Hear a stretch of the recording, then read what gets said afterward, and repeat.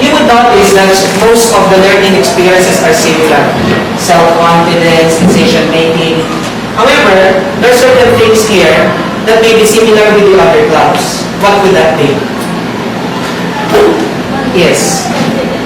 Confident. What club would be similar with us as far as that's concerned? Dramatics. Okay, what was the difference? You could develop confidence in dramatics, but you could also develop your confidence here. What makes a big difference? What is the difference? What is a different thing? You should know that, because that becomes the base of our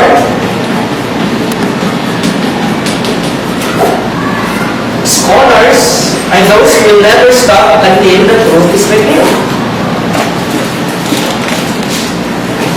And that will free you. That's why you exercise freedom. The big difference is this. You become more confident because you know where you stand. Do you get me? Where do you stand? Michael, where do you stand? On the floor. That's a good answer, but at least literal. Where should we stand?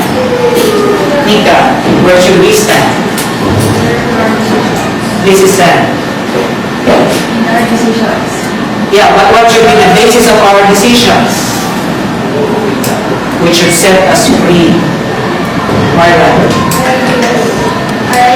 Our ideas. Not all ideas are acceptable. And this is what I've been talking about. We should stand on the thing. Beliefs. Well, we may have different beliefs. Sharon. To be sure, and so that we won't end up in confusion, we should stand where Eunice. Not on the floor. The Bible. The Bible. That's a good answer, but we are not particularly limiting ourselves only to the Christian Bible. We extend more. Because this principle goes beyond boundaries, goes beyond cultures, goes beyond races, where we can feel equal to the task, where we won't feel either high or low. All people are equal here in capacity and power. John Ross.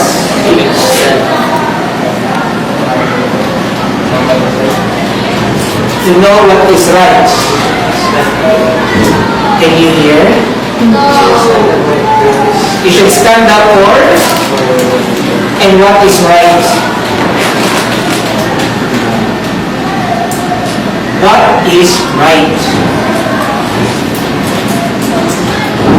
What is right and good?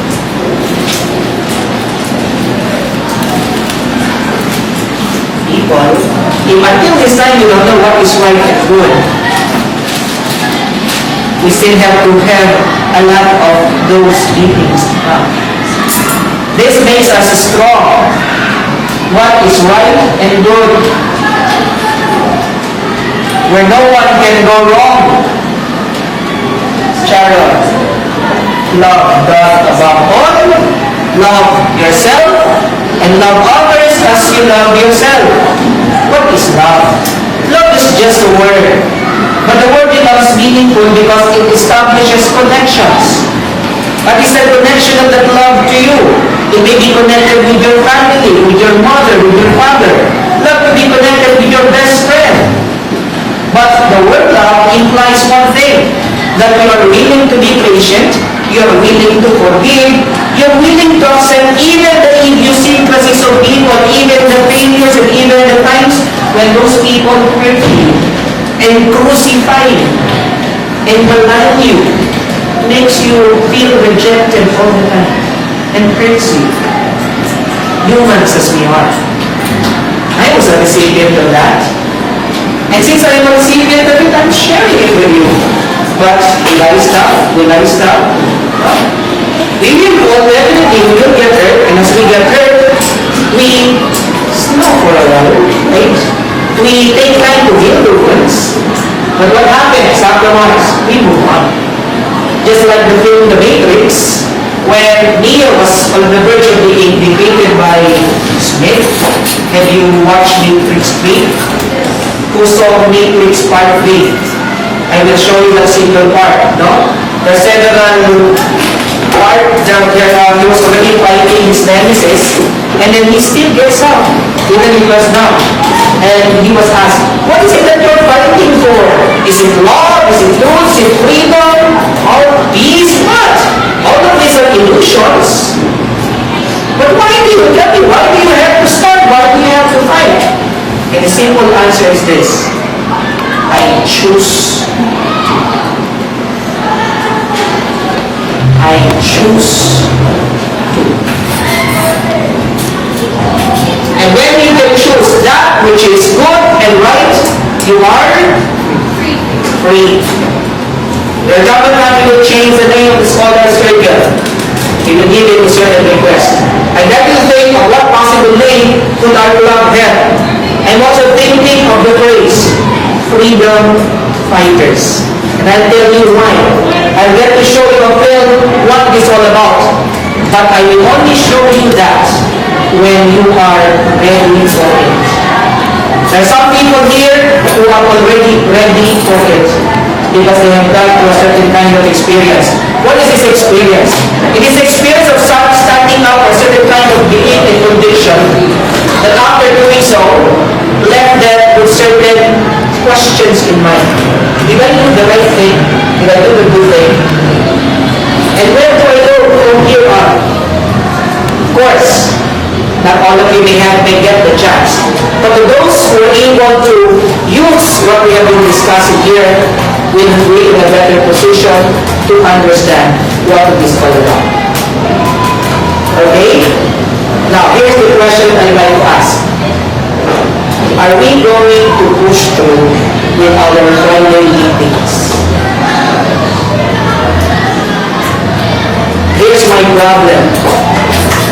It's after class meetings, but sometimes it will also take my time.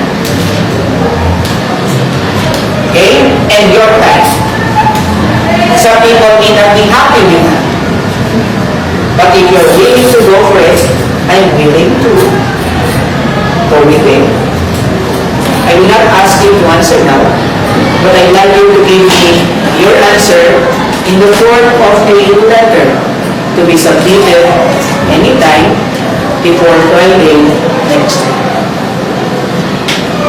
I also want you to write in the letter what you wish to express, what perhaps you are afraid to express here, or what you fail to express that you just remember because of what I said. In short, write me a letter and tell me your concerns. It has to be personal. Do not ask your parents to write it for you. Clear? Any questions? So, may I request those? Thank you, Kevin. I hope I look good in the film. That's it now. I might get to be discovered